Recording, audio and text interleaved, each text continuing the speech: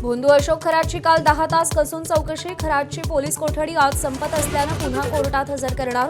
खरात विरोधात काल आणखी 3 नवे गुन्हे दाखल।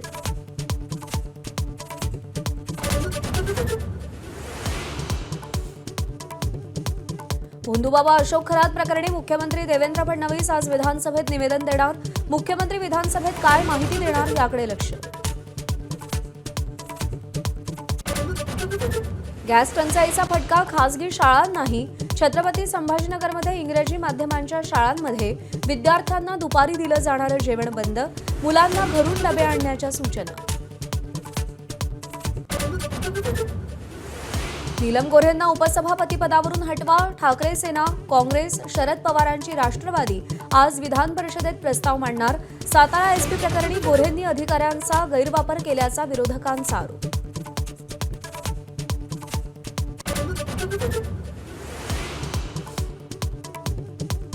विधान परिषदेच्या 9 आमदारांना आज निरोप। उद्धव ठाकरे, नीलम गोऱ्हे, शशिकांत शिंदे, अमोल मिटकरींसह 9 आमदारांचा कार्यकाळ संपणार।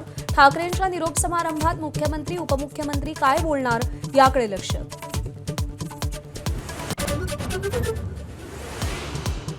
लोकसभेच्या खासदारांची संख्या 816 पर्यंत वाढणार। 2029 पूर्वी मतदारसंघ फेररचनेसाठी अमित शहांची 22 पक्षांसोबत चर्चा। महाराष्ट्रातली संख्या 48 वरून 72 वर जाणार। महिलांसाठी देशभरात 273 जागांचं आरक्षण।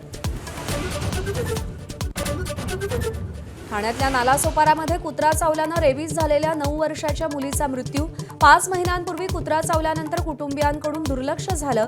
आरोग्य विभाग आता मुलीच्या संपर्कातील लोकांची तपासणी करणार। कॅनडाची गायिका आणि अभिनेत्री नोरा फतेहीची भारतातून हकालपट्टी होण्याची शक्यता। 10 वकिलांची टीम मंत्रालयात। वर्क परमिटचा गैरफायदा घेतल्याचा आरोप।